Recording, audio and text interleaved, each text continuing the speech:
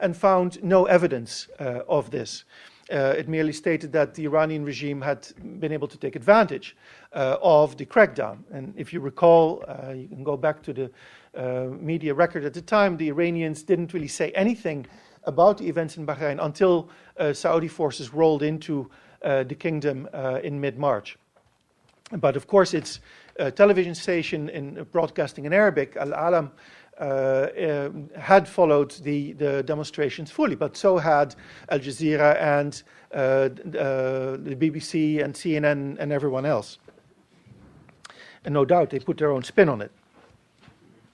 The important thing of the report, in addition to the extensive evidence that it provided and the conclusions that it drew, was the recommendations that it made to the kingdom. And these included important measures of reforming institutions to bring them in line with human rights standards, and also to the Bahraini law to be brought in line with international human rights legislation.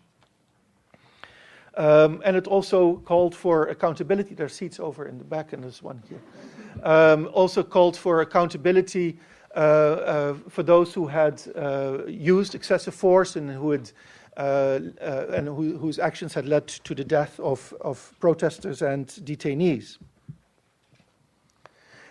Another important aspect of the release of this report was not only that this had originally been commissioned by King Hamad himself, but King Hamad had also agreed to receive the report in public in Manama. And this is maybe unprecedented. Certainly in Bahrain it was, where an international commission essentially presented very embarrassing facts about events that had taken place in the kingdom to the king himself, who agreed to sit there and listen to this litany of abuse that his subjects had committed. And he took it in stride, and of course in his speech he did mention that Iran was behind all of that had taken place, but all the same he committed himself, he pledged to implement the recommendations of the report. And since then the government has started to take steps to implement these reforms, and there is a website that it has of course created that documents some of these. It's you can find it under govactions.bh. And it lists, I'll just sum them up very quickly, the following. First of all, an implementation committee was set up. That's always very important. And the following steps were taken. One, a number of constitutional and legislative amendments that seek to reform certain laws and institutions. Invitation to international experts to assist the government in doing so. The reinstatement of public sector employees, as well as students who had been abroad on scholarships. A review by civil judges of convictions given by the State Security Court. And the referral of a number of cases under the State Security Court to civilian courts. Open relations with the human rights community, though I have to say, and most of these recommendations are in the process of being implemented. We don't know how far they will go or when they will be completed, if at all. But clearly the human rights community is being barred from entering Bahrain this very month because of the anniversary. So we'll have to see when that ban is being lifted, according to the stated commitment to do so. The king has also ordered the rebuilding of some of the Shiite houses of prayer. And there's also a number of media reforms that are supposed to be instituted. Again, journalists are being blocked from entering Bahrain. It doesn't mean there are no foreign journalists in Bahrain. Some are there. But by and large, people trying to enter Bahrain have been blocked at the airport or have not been given visas beforehand. Now, I would say on balance, these steps taken so far and promised are welcome. And we should look at them seriously and see how far they will go. However, there are a number of problems. One is that the effort mostly seems to be a charm offensive by the regime to placate international opinion and especially its key Western allies, the United States, the United Kingdom, France, and others. Of course, the stakes are high. The United States had been preparing a large sale of weapons to Bahrain that has now been suspended. Clearly, and that's not the only factor that is worrisome to the regime. And so they are clearly trying to convince the world that the situation is not as bad as it sounds. Yes, mistakes were made. Now we're in the process of correcting them. And of course, they hope thereby to weather the storm.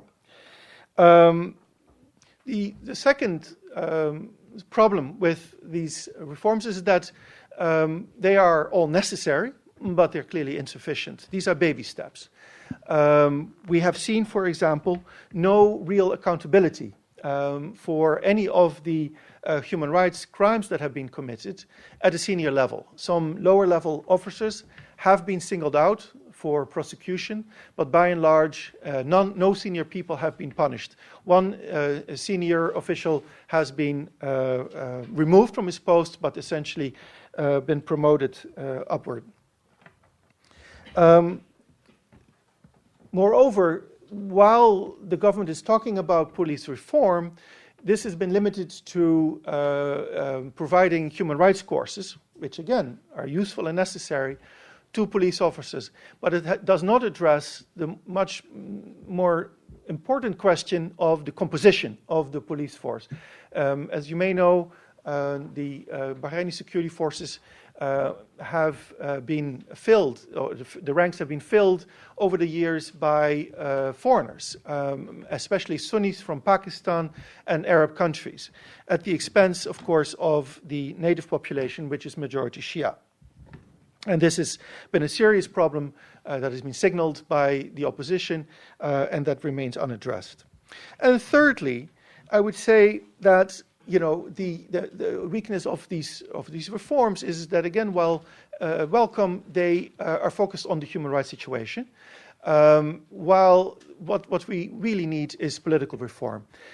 Even if all these human rights reforms are implemented, we will be back, more or less, to the status quo ante of February 2011, which at that time the situation was unsustainable, hence the protests. And so we really need to move toward political reform. If these reforms are designed to build confidence, then fine, that's a good thing. But confidence to do what? Rapid steps will have to be taken to move toward political reform. First of all, return to genuine dialogue. The Crown Prince was involved and invited the opposition to dialogue back in February. A number of discussions, very intense discussions were held. Eventually, the Crown Prince enunciated 7 principles, 7 issues that would be on the table during a real reform effort, including an elected parliament, for example, and an effort to combat corruption. We need to go back to those 7 principles. We need to go back to that kind of dialogue. Secondly, there must be accountability for the actions that were undertaken that clearly violated international human rights standards. There has to be institutional reform, especially of the security forces, the way I said earlier. There has to be a reform of the electoral law, because the electoral system, as it is now, disenfranchises a significant part of the population, the Shias.